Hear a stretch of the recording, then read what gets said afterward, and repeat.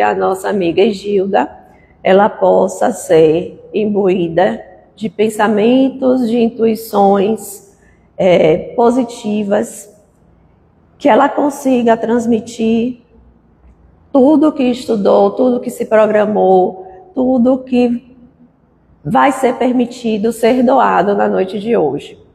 Que a gente consiga absorver esse ensinamento e, acima de tudo, colocar em prática nas nossas vidas.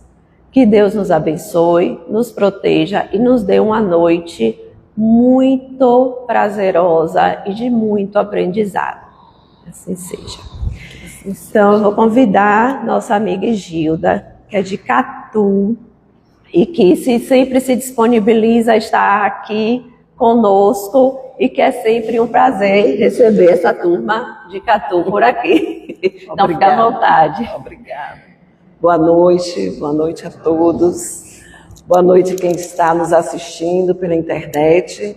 Estou nessa existência como Gilda, tenho uma altura mediana, não, sou um pouquinho alta, né? Um pouquinho alta, estou de saias cinzas e com blusa roxa, né, celebrando o último dia do mês de agosto, que é uma preocupação sobre a violência contra a mulher, e todas as palestras por onde eu andei eu tentei vestir roxo para que a gente acorde para esse momento tão difícil da nossa sociedade. Então é com muita alegria que estamos aqui com essa proposta de fechar o mês de agosto sobre planejamento reencarnatório. E às vezes a gente fica preocupado com o planejamento financeiro, o planejamento da nossa casa, o planejamento da saúde, muitos planejamentos. E como espírita, o que é que a gente pensa sobre o planejamento reencarnatório? O que é que vocês têm a me dizer sobre isso? Quando a gente acredita na reencarnação, não é isso? Somos um espírito e estamos tendo uma experiência humana num corpo físico. E isso aqui é planejado ou a gente chega e vem de qualquer jeito? O que é que vocês acham? Planejadíssimo, né? Planejadíssimo. E tem uma orientação de Emmanuel que a gente vê em Relicário da Luz, que diz assim: em plena vida espiritual, antes de se tornar ao terrestre sorvedouro, que é aqui a nossa terra, contemplamos a paisagem do mundo que nos propomos realizar os nossos compromissos. Então, ele diz que a gente fica no plano espiritual, depois que a gente começa a trabalhar, e a gente começa a desejar esse retorno, porque deixamos os amigos, a família, e nos equivocamos durante o percurso. Então, há necessidade de que a gente busque esse retorno para que haja um resgate, não só com o outro, mas principalmente conosco. Porque aquela feridinha que nós fizemos, aquele esquecimento, aquele momento de equívoco fica agendado, arquivado em nosso perispírito, e aí a gente precisa. Mas essa necessidade nem sempre é imposta. Às vezes a gente vai ver na frente, nasce do nosso desejo também. Então vamos ver de que forma.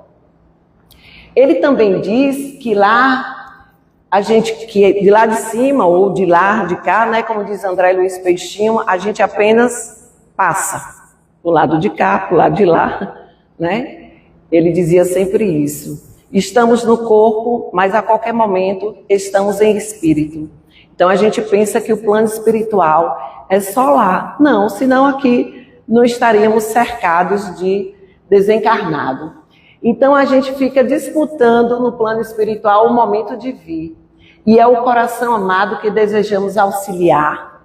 Muitas mães que ficam lá no plano espiritual, vou dizer lá, né? Que ficam no plano espiritual desejosas de que o filho, que às vezes ela deixou em sofrimento, que ela possa retornar, que ela possa ver, e outros nossos também, né? Para que a gente possa abreviar esse sofrimento. E aí, o planejamento reencarnatório é tudo o que acontece que antecede o corpo até a fecundação. Porque às vezes a gente pensa que o planejamento reencarnatório é até o final da nossa existência, quando a gente é visitado pela morte, para que a gente deixe o corpo físico. Não, o planejamento é estruturado até a fecundação. Então eu venho e já tenho um planejamento organizado. Essa mudança e tudo que acontecer a partir dessa fecundação é o processo reencarnatório. Mas um planejamento acontece dessa forma. Esse planejamento é trilha e não o trilho, porque ele não é rígido. Esse trilho pode acontecer, sou eu para lá e para cá, né? É trilha, ou seja, como é que você vai numa trilha? Você não vai contemplando, você vai vivendo, você vai sentindo. E o trilho, ele é rígido. Então você só tem aquele caminho. Em uma trilha você pode fazer uma curva aqui, pode fazer outra ali, pode descobrir um caminho mais curto. E ele também é o melhor roteiro. Será que a gente traz essa consciência desse roteiro? Eu gosto de dizer desse script que a gente tem que realizar quando aqui chegamos. Vocês acreditam que tem essa possibilidade da gente saber qual foi o planejamento real? Alguém já teve notícia assim, meu planejamento foi esse, eu tenho certeza que eu vim fazer isso. A gente percebe? Todo mundo tem um alôzinho, não tem não? Uma intuição, um desejo. E André Luiz Peixinho, em A Face Eterna do Ser, ele diz que cada uma dessas imersões no mundo corporal tem um objetivo geral de nos aproximar da perfeição. Assim, as vicissitudes da vida corporal são exercícios apropriados para esse desenvolvimento da nossa espiritualidade, das nossas potências enquanto alma, enquanto ser encarnado, né? Então, existe para que a gente possa contribuir com Deus. Porque se nós somos criatura do Criador, eu gosto de dizer isso, nós temos uma função, nós temos um trabalho. E esse trabalho, o Espiritismo nos orienta, né? Se a gente já tem um roteiro quando a gente reencarna, o Espiritismo seria assim a bússola, né? Olha, esse é o caminho. Estamos aqui cheios de instrumento que a doutrina nos permite. Então a gente tem como acolher o gênero da prova que a gente traz e na questão 58 diz assim, quando na erraticidade, antes de começar a nova existência corporal, tem um espírito, consciência e previsão do que vai lhe acontecer durante o percurso na Terra, ele próprio escolhe o gênero da prova. Mas nem sempre a gente vai ver lá na frente. Ele próprio, quando ele tem uma consciência, que ele já está desperto, ele pode realmente fazer tudo isso e usar o seu livre-arbítrio. Não é Deus, então, que lhe impõe as tribulações da vida como castigo? Porque a gente bota tudo a culpa em Deus. A vontade de Deus, minha filha, que eu estou quase aleijada. É vontade de Deus que eu estou com este homem que bebe tanto. É vontade de Deus que meu filho é isso. Tudo é culpa de Deus. Até a morte. Que ninguém veio aqui para ser pedra, né? Nem ficar a eternidade. Mas quando chega a morte de alguém que a gente diz, foi Deus que quis assim. Né? A violência foi Deus que quis assim. Ou seja, alguns transferem as coisas, os problemas para o diabo e outros transferem para Deus. né? Cada um na sua concepção. Então, não é Deus. Então, as escolhas da prova na questão 259 traz a questão de que buscamos, como é que se diz, do fato de pertencer ao Espírito, a escolha. Ele deverá sofrer essas tribulações, experimentamos na vida, para prevenir aquilo que buscamos? Todas. Não porque escolheste e previste tudo o que vai acontecer, até mesmo as mínimas coisas Deus permite. Desde quando a gente tem essa consciência plena, enquanto espírito encarnado, que a gente pode vislumbrar o que a gente quer. Então, essas particularidades que a gente vê, escolhendo, por exemplo, um espírito pode nascer, como diz o Livro dos Espíritos, num lugar onde existam malfeitores. Por exemplo, uma pessoa, uma casa, onde o pai usa droga, a mãe usa drogas, tem 5 irmãos, 1 ou 2 não são usuários e não vendem. Trazendo para o nosso dia hoje, né? A nossa sociedade hoje. Nesse caso, eles não escolheram para estar ali? Escolheram. Para que eles pudessem ser resistentes. É alheio a ele tudo aquilo que ele está passando? Não. Com certeza, muitos deles escolheram aquele momento para que ele resgate aqueles que eles mesmos colocaram naquele caminho. Então, quando a gente está vivendo algo, a gente tem que perguntar para quê, né? E não o porquê. Para quê? Quando a gente começa a perguntar o para quê, a gente vai fazer parte e ter conhecimento do nosso planejamento reencarnatório, porque o acaso não existe. Então a gente pode muito bem passar assim. Então acontece 2 aspectos na reencarnação, no planejamento. Um é a justiça. A justiça vem do interesse individual, a validação para si mesmo, é justo, por isso que tudo é justo e merecido. A prisão física e mental, por exemplo, às vezes o espírito está consciente que ele vai ficar aprisionado àquele corpo por uma deficiência física. Ele pode estar sendo induzido a isso, sem o conhecimento prévio dele, como ele pode pedir para ele vir assim, justamente para ele vencer. Porque está lá no Evangelho, não é isso? Que se o teu olho é motivo de queda, que tire o olho. Não foi assim que Jesus nos ensinou? Então, essa justiça, essa prisão física e mental é justamente para que aquele planejamento dê certo e ele consiga vencer a si mesmo nas suas tribulações espirituais. Os seus declínios morais, né? Para que ele possa desenvolver. E a felicidade de ir e vir. Muitas pessoas, a gente olha assim, gente, eu passo a vida toda lutando para ter um carro e não consigo. O meu vizinho troca de carro todo dia e ganha menos do que eu. Por que será? Será que está no planejamento reencarnatório? Às vezes está. Às vezes é do merecimento daquele que pode ir e vir e fazer o que quiser da vida, porque ele tem um livre-arbítrio.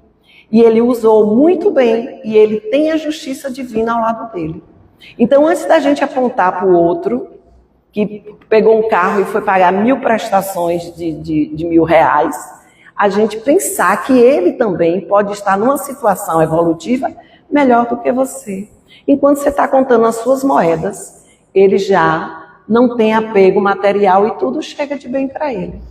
Por isso que o julgamento, Jesus nos diz, não julgueis para não ser julgados. Porque nesse julgamento inclui também esse planejamento.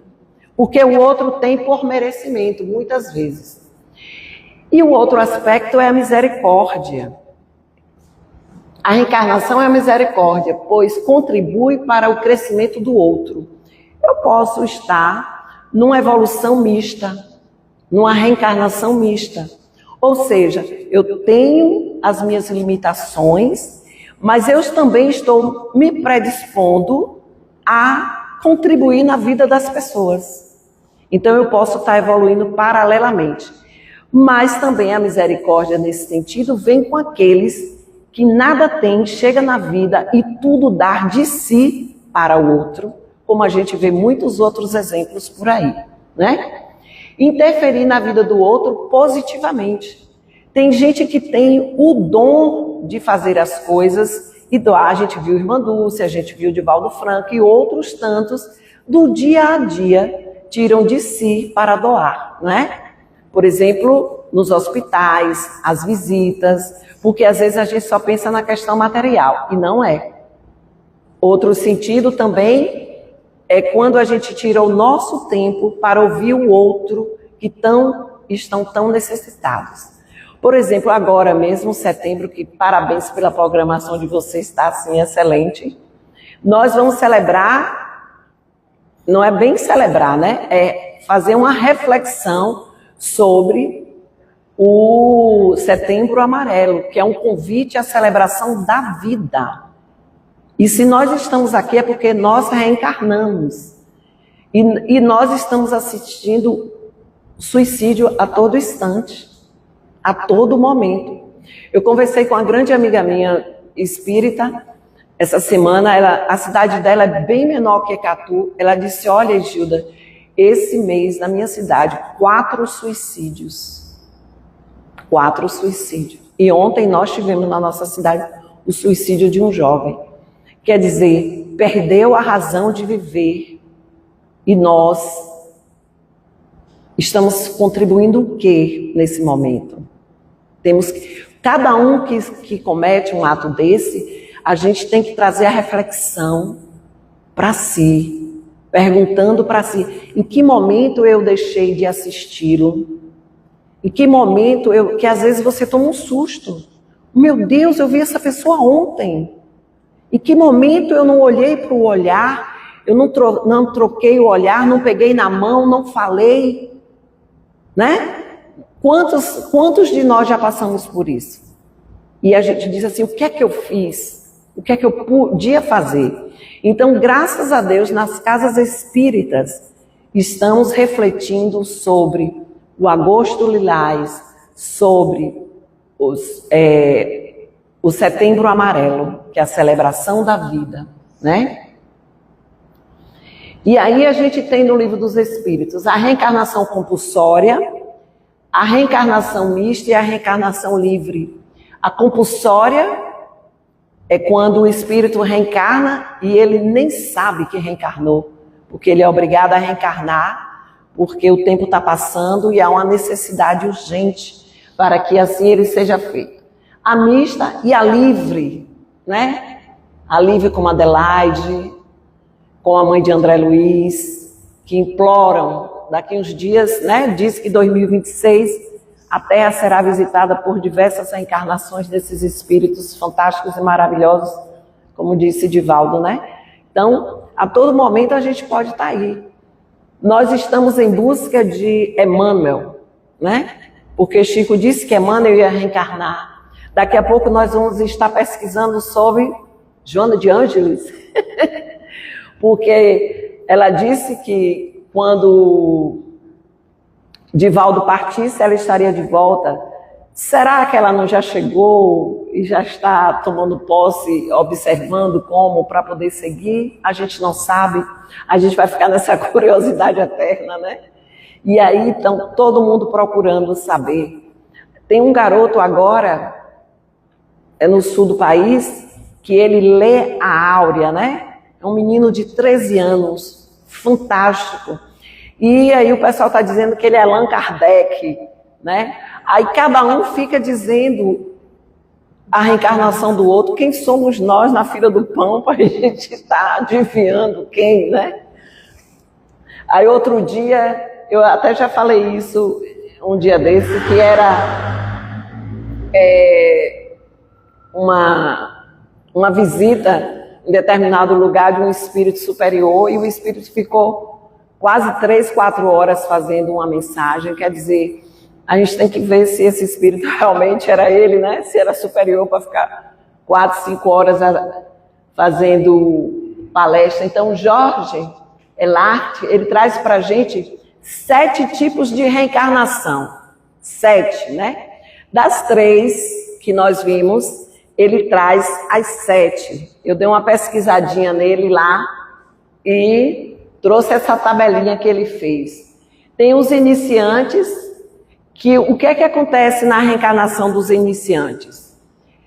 Os espíritos deliberam, eles dizem assim, quem são? São os espíritos novatos que chegam, que saíram da sua condição animal, né?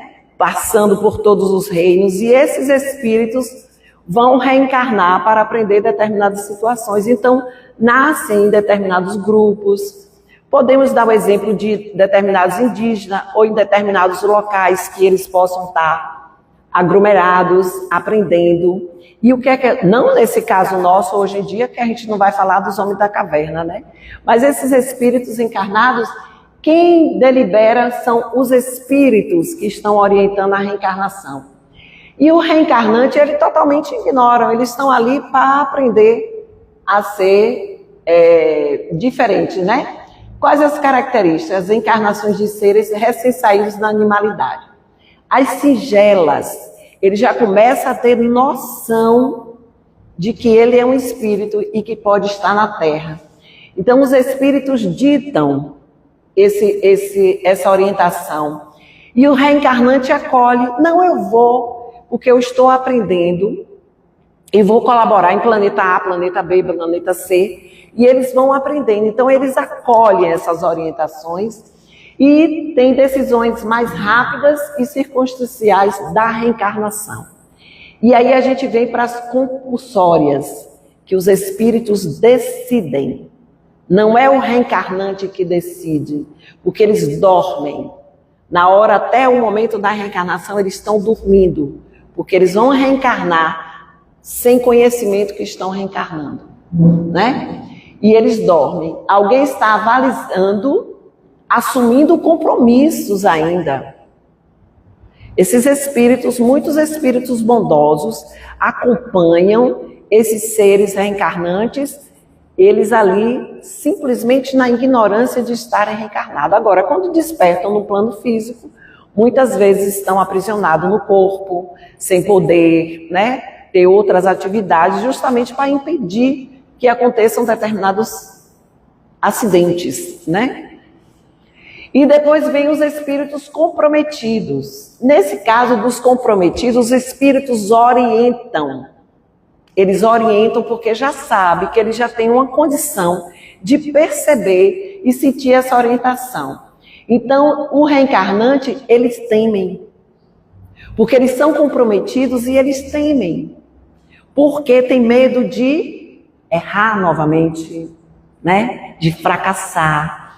Né? Então, eles temem. Planejamento do corpo e das provas e das expiações. E os trabalhadores, os espíritos sugerem, né? E os reencarnantes, eles opinam, eles dão opinião, tanto no corpo físico, onde a família, tudo isso, eles vão opinando. E detalhada programação, qual é a característica? Detalhada programação, cheia de misericórdia e trabalho, né? A gente desce de lá para cá cheia de trabalho. Feita trabalhadores. E aqui nós temos feita pelas trevas. Olha como dá um signal na cabeça da gente quando diz assim, as reencarnações feitas pelas trevas. Os espíritos assistem, os espíritos superiores também assistem esse tipo de reencarnação. E esses reencarnantes também temem. E por que Deus permite? Permite quando percebe a possibilidade de mudança. Porque na nossa santa ignorância a gente ainda pensa que só os espíritos superiores, os trabalhadores que trabalham no processo reencarnatório. No. Os espíritos trevosos também, porque eles têm uma qualidade intelectual, pesquisa, ciência que ultrapassa muitas vezes os nossos conhecimentos terrenos aqui. E aí eles promovem as reencarnações.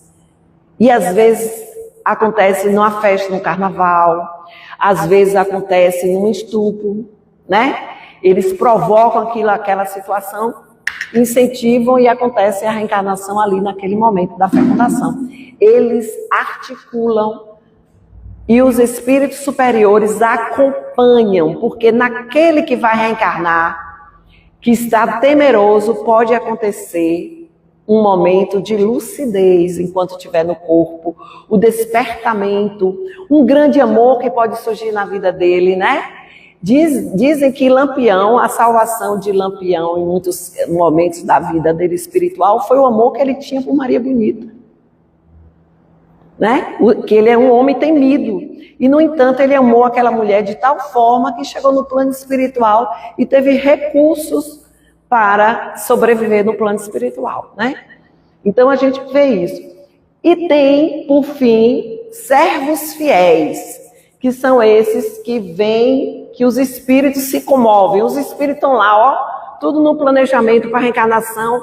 Aí chega Gilda e diz, olha, eu vou reencarnar. Eu vou ser amiga de Geraldo, vou estar lá com Márcia, com João no centro, fazendo palestra, e eu vou. Aí os espíritos ficam tudo lá chorando, não, para que você vai? Não vai, Gilda, você é tão iluminada, o que é que você vai fazer na Terra? Você vai sofrer, vai fazer isso?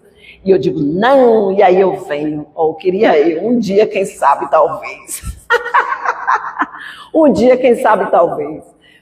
Mas esses espíritos bondosos vêm, abandonam tudo que conseguiram e conquistaram e chegam aqui, né, na Terra, para vivenciar conosco, nos dando exemplo de renúncia, né? A verdadeira que eles decidem é isso, renúncia. E aí, no planejamento, no livro Evolução em Dois Mundos, é único. A pergunta é, o planejamento reencarnatório é o mesmo para todos os espíritos? Essa pergunta dá a impressão que André está lá no planejamento, ele está vendo tudo, André Luiz, no mundo maior, né? E a evolução em dois mundos, aí ele está assistindo tudo, aí ele pergunta assim, o planejamento é único para todo mundo? É tipo carimbo, bater o papel, pá, único? Não. Entre ambas as classes, olha o que ele diz, né? Entre ambas as classes, espíritos superiores e inferiores. Medianos exige cautela, ou seja, os espíritos medianos que vão reencarnar, exige cautela de preparo e esmero de previsão para que tudo saia perfeito. E nas trevas também. Por isso que responde a André, não são todos iguais, porque tanto nas trevas como na superioridade existe um planejamento para cada um, né? Então a gente vê. E para isso tem os projetos, está aqui o planejamento. Dentro do planejamento vão desenvolver 3 projetos que André traz para a gente.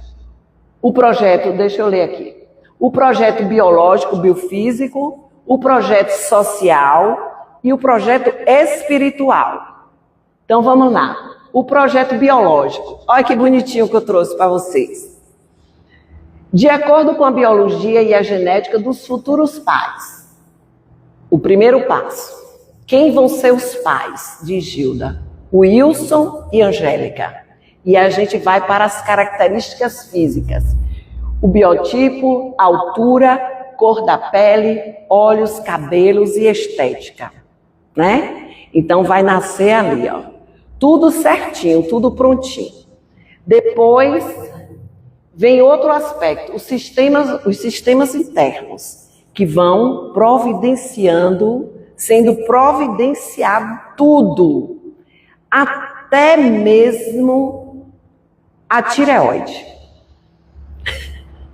Eu lendo os livros de André que a gente vem descobrir sobre a tireoide, né? A tireoide. Então, assim, tudo é programado direitinho. Agora, o que eu vou fazer com esse sistema? Aí começa o suicídio lento. Porque a gente só acredita no suicídio quando a pessoa vai lá e tira a vida brutalmente, né? seja como for. Mas a gente esquece, enquanto espírita, que o suicídio é lento. Você tem uma dor de estômago, uma úlcera, uma gastrite, mas você continua tomando café, você continua fazendo isso, você continua fazendo aquilo. Aí você tem uma família característica de pressão alta, problema de coração, tudo que vocês verem, o que é que acontece? Aí você vai para farra, você come sal, você faz determinadas situações e acaba tendo um problema cardíaco. E às vezes nem estava previsto você ter um problema cardíaco, mas você, infelizmente, foi acumulando as gordurinhas no sangue, né? Não cuidou do colesterol, virou um problema cardíaco. E depois vem a necessidade kármica do espírito reencarnado, né? Quem lembra do projeto de reencarnação de Anacleta? Lembram disso? Eu até peguei esse menino, essa bênção, né? Que fez todos os livros de André, ele fez esses desenhos massa, né? Então essa história evidencia o amor e a razão. Quem era ela? Ela viveu na Terra. Todo mundo sabe a história dela? Conto? Então vou contar para a gente ficar bem esperto. Todo mundo aqui. O que aconteceu com ela? Ela era uma mulher maravilhosa, uma mulher dedicada à família e ao seu esposo. Teve 4 filhos, lindos e maravilhosos, 3 homens e uma menina. Era uma mulher dedicada ao seu lar, uma mulher direita de responsabilidade. Só que os filhos foram crescendo e o pai, muito trabalhador, dedicado, começou a exigir que os filhos homens começassem a trabalhar. E ela dizia que os meninos estavam muito novinhos ainda, que deixassem em casa mais um pouquinho. E veio a juventude, e eles tomaram conta dessa juventude, fazendo diversas coisas, menos estudar e trabalhar. E esses 3 meninos, a menina começou a ficar doente. Esses 3 meninos se envolveram com bebida, com droga, certas situações, acabaram desencarnando muito cedo, com acidente de carro, com isso, com aquilo. Enfim, a família não foi como ela planejou. Ela morreu, desencarnou, e ao acordar no plano espiritual, foi atrás dos filhos. Os filhos estavam em um lugar não muito agradável, nas trevas mesmo, né? E ela chorou por muito tempo. Ela nos conta que ela ficou por mais de 30 anos esperando o momento de reencarnar com esses filhos. Então, diante de tudo isso, ela conseguiu recuperar esses meninos para que voltassem ao corpo físico. E quando está no planejamento, porque ela já era um espírito um pouco avançado, quando estava no planejamento da nova família, que ela queria resgatar os 4 filhos, o que aconteceu? Ela viria reencarnada, ela não viria num corpo de mulher tão bonita e aceita pela sociedade, né? E ela teria um problema na perna, que ela ia puxar de uma perna, e 2 filhos viriam com dificuldade para andar, os 2 mais velhos que tinham dificuldade. E um menino teria outro problema de saúde grave, e a menina. E ela ficaria viúva cedo, sofrendo essas dificuldades para alimentar os seus filhos. Foi assim que ela pediu para reencarnar. Certo? E quando a gente escuta a história dela, o que é que a gente faz? Coloca a nossa bem de molho e de preferência no alvejante para que a gente enxergue onde estão as manchas, não é isso? Então, aí o que ela faz? Que aos 30, com pouca idade, ela ficaria viúva e com necessidade. E assim foi feito. Certo? Então, nós temos responsabilidade com as pessoas que estão ao nosso lado. Eles não estão ao nosso lado porque nós somos bonitinhos. Estão ao nosso lado porque nós fizemos compromisso como marido e mulher, como mãe e filho, como pai e filho, como sogra, como sogro, né? Nós fizemos compromisso.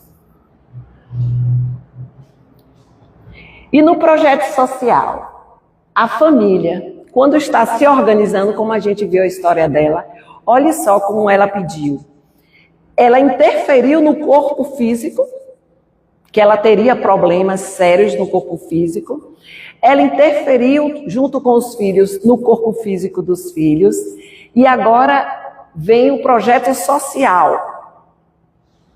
Aí não é com ela, estou falando para a gente. Se a gente for fazer um reflexo de nossa família, uma reflexão sobre a nossa família, quanta coisa a gente encontra na família. Não precisa a gente ir para o vizinho, nem para o outro. Na nossa casa mesmo a gente vê os nossos amigos, os nossos enteados, seja lá quem for. A gente vai vendo essa família em que eu estou reencarnada.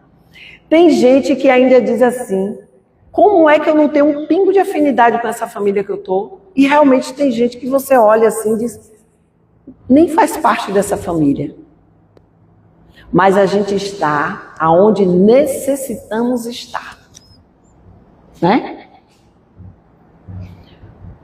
Por exemplo, no projeto social, que é a reencarnação, o acesso ao desenvolvimento cognitivo, estudo, a escola, nós não estamos aqui para ficar parados. Porque eu tirei o 2º grau, que eu não faça a universidade, mas que eu me promova cursos, que eu desenvolva o meu intelecto. Certo? Isso é uma obrigação nossa enquanto ser encarnado. Buscar algo que eu goste de fazer e que eu investigue sobre aquilo. A gente tem que desenvolver esse lado. Porque senão a vida passa, né? Então a gente busca isso. O ambiente socioeconômico e cultural. O projeto social de nossa reencarnação também é ali. Agora a gente tem escolha. Por exemplo, o projeto cultural da Bahia nos dias de hoje, com as músicas, hein? Eu gosto de dizer aquela música tipo... Essas músicas que a gente escuta que eu não sei nem dizer quais. Tem umas músicas, quem era a Bahia, na época de Gilberto Gil, na época de Caetano Veloso, com músicas extraordinárias. E a gente tem dificuldade de encontrar uma música boa nos dias de hoje. Então, nós estamos vivendo uma sociedade baiana onde existe a música, claro, graças a Deus.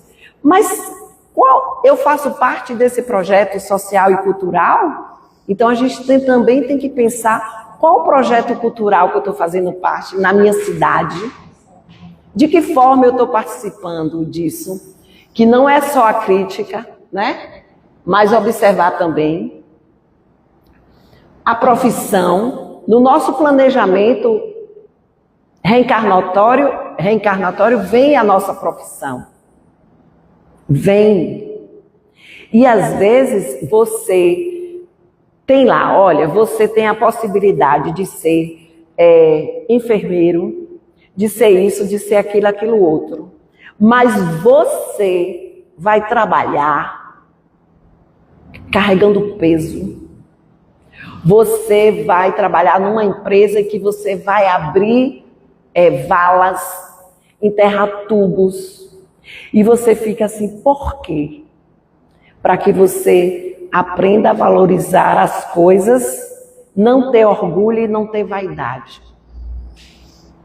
Então, o trabalhador que está ali cavando, ele é tão digno quanto o outro, porque ele está fazendo um esforço enorme para vencer muitas vezes o orgulho e a vaidade, e também porque numa vida anterior ele pode ter feito mau uso de sua engenharia, né?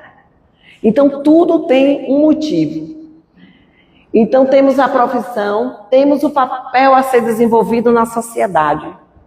No meu caso, por exemplo, aqui, eu estou aqui, nesse momento, não fazendo palestra. Nós estamos aqui tendo um bate-papo. Nesse caso aqui, é o meu papel na sociedade? Também, porque eu também escolhi fazer parte daquilo que eu estudo, trazer para as pessoas que estão aqui no centro e na rede social. Então, eu também, de certa forma, busco cooperar com a sociedade, vendo o meu papel. Mas eu, enquanto mulher, eu tenho vários papéis. Eu tenho o papel de mãe, eu tenho o papel de filha, eu tenho o papel de esposa, eu tenho o papel disso, tenho o papel daquilo, aquilo outro. Não somos assim? Todos nós temos nossos papéis. Mas a gente tem que saber qual o papel que eu vou fazer na sociedade, né? E aí eu não posso fazer uma palestra, eu não sei fazer alguma coisa, mas você pode muito bem colaborar com a sociedade que você vive. Você pode colaborar com a sua rua que você mora. Você pode fazer tanta coisa que não vai gastar seu dinheiro, que não vai tomar o seu tempo, mas você vai contribuir para a sociedade. Vamos ver a programação de prováveis custos. Também entra. Às vezes eu vi nessa existência para casar com Geraldo. Mas nós nos tornamos tão amigos que não nos casamos. Eu casei com A e ele casou com B. Lá no meio da vida, um separa, o outro separa e a gente se encontra. Muitas vezes é o planejamento espiritual. O que tem que vir, em algum momento acontece. Por isso a gente vê tantos reencontros, né? Tanta história linda de amor. E tem isso. E tem os filhos. Aqueles filhos que você não pode ter nessa vida e que você chega, como Glória Maria mesmo, né? Que viu as duas meninas, se apaixonou e adotou. São os filhos de outra existência. Que às vezes bate na nossa porta. É o sobrinho, é a sobrinha que chega pequenininha com o nome de Cecília. E às vezes é uma alma tão querida de outras vidas, né? Não é isso, Geraldo? E às vezes é a paixão, é um filho, é algo maravilhoso. Então a gente tem que pensar nisso. Pode acontecer mudanças no planejamento reencarnatório? Pode? Eu quero ouvir. Pode. Pode, a gente acabou de citar um, né? Eu posso desistir desse planejamento reencarnatório? Em alguns aspectos, sim. Em alguns aspectos, posso. Né? O físico, não. Depende. Se eu tiver dinheiro, eu posso fazer cirurgia plástica. Não é isso? Porque, olha só, eu conheci uma garota de 17 anos, 18 anos. Ela tem aquela escabiose, né? Escoliose, que é aquele S na coluna. E ela andava assim. E hoje ela anda assim. Ela mudou o roteiro dela? Claro. A medicina está aí. E se foi permitido, porque ela evoluiu para chegar até ali.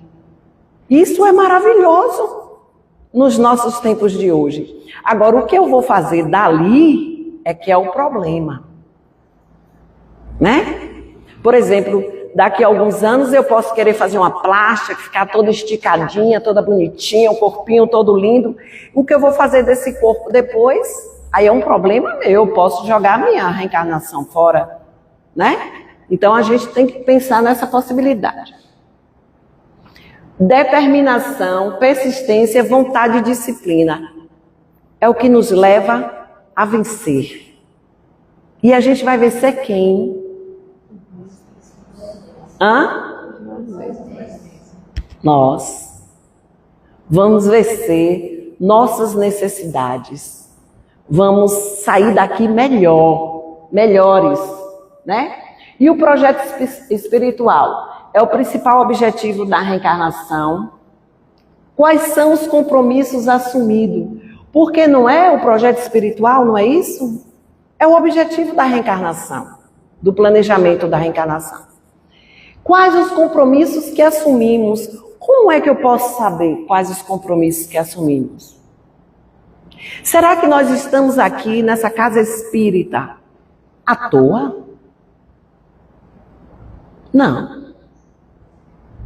Nós estamos aqui porque estamos comprometidos com essa doutrina que fala sobre reencarnação, que fala sobre a continuação da vida, né? Que fala que é o Consolador prometido. É um compromisso com Jesus e com o projeto educacional de Cristo na Terra. Então, nós todos estamos comprometidos.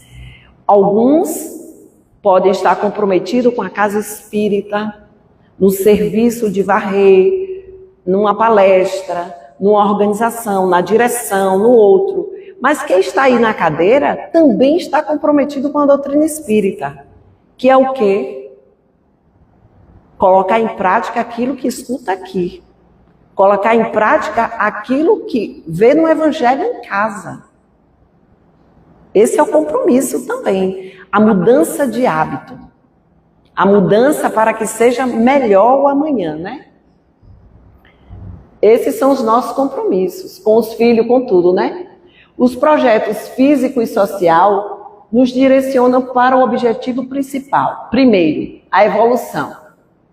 O desenvolvimento das dimensões humanas, intelectual, emocional, mental e outras. Porque é nosso projeto. Então, essas dimensões eu vou buscar em mim. Então, de qual é a forma que eu estou vendo isso? De que forma? Como está a minha saúde? Aí eu começo a olhar o físico. Como está o meu mental? Eu começo a ver meus pensamentos. Então, cada um vai reelaborando a sua vida, a sua existência. Então, é um projeto espiritual. Vencer as imperfeições, o orgulho, a intolerância, né? A intolerância é uma coisa que a gente fala pouco e nós temos muito, né? A gente tem a intolerância na fala, no olhar, na mão, em todo canto a gente tem intolerância. É uma coisa boa para a gente verificar como é que nós estamos, né? Porque a gente acaba se perdendo. Vencer e reforçar as qualidades. Esse é o projeto espiritual. As virtudes já adquiridas e aprender novas virtudes. Estamos aqui para aprender. Por isso que é a necessidade da gente buscar o que nós temos. Tem uma coisa no planejamento reencarnatório que é interessante, que todo mundo fala e que a gente sabe de cor salteado, que é o esquecimento. Por que a gente esquece? Quem vai me dizer? Por que a gente esquece? Falta de atenção. Hã? Falta de atenção. Falta de atenção. Não, o que esquece no planejamento espiritual, na reencarnação, por que a gente esquece quem fomos? Para não interferir.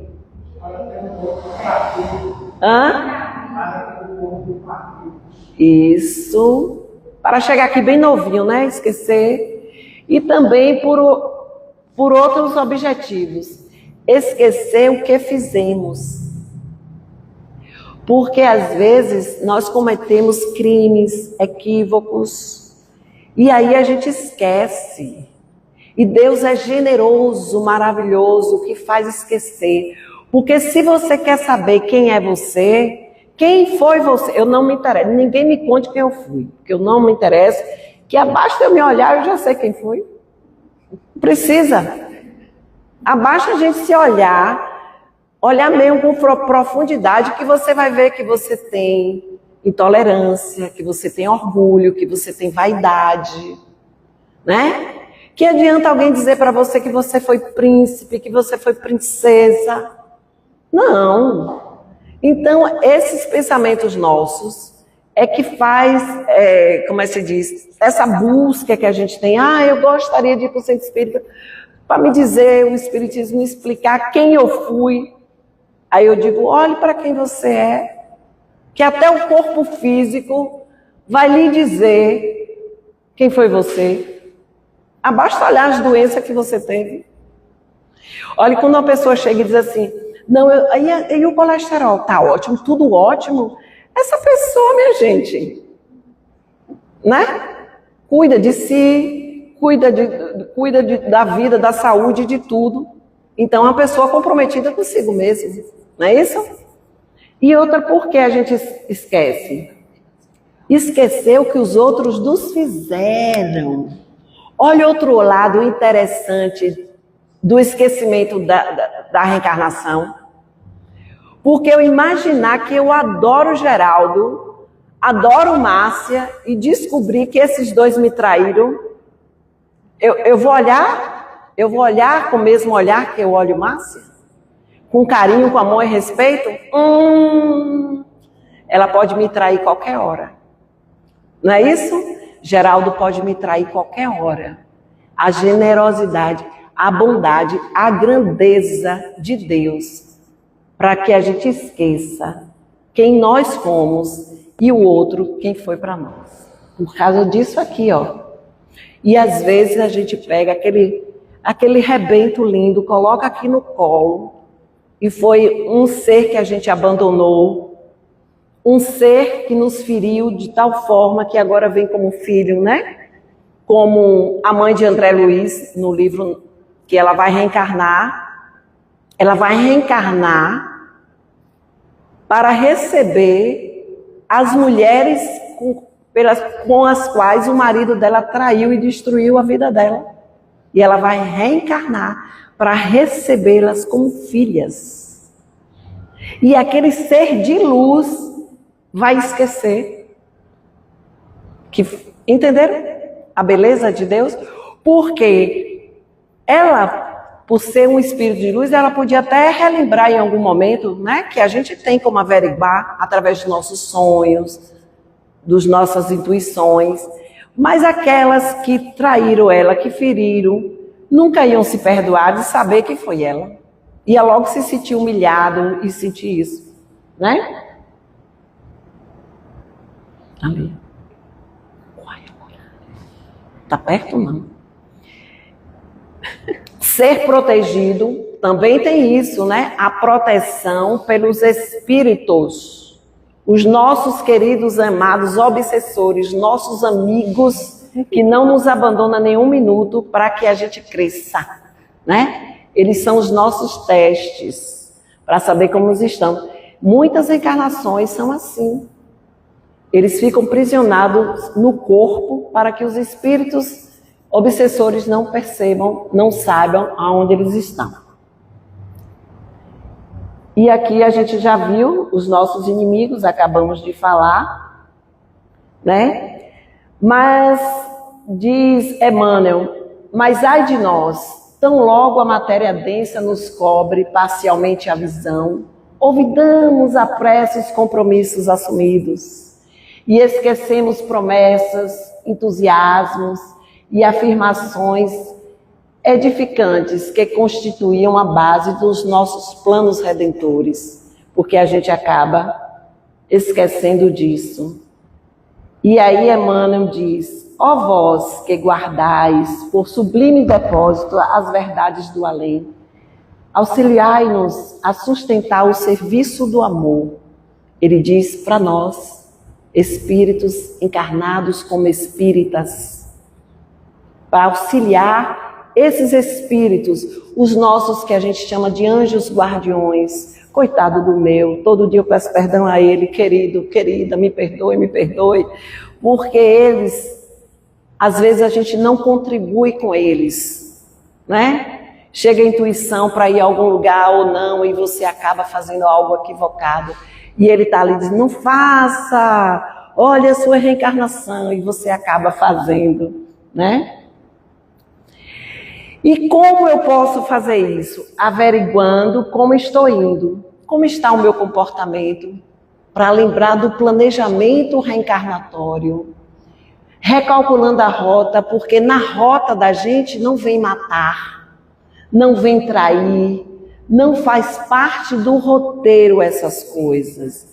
O suicídio não faz parte do roteiro, né? Então, a gente vai recalcular a rota. Eu matei, perdi minha reencarnação? Não. Você vai recalcular a sua rota, a sua caminhada enquanto há tempo. Porque às vezes você cometeu algo muito ruim com determinada idade e você vai viver 70 anos, então tem muito tempo pela frente, recalculando a rota, né?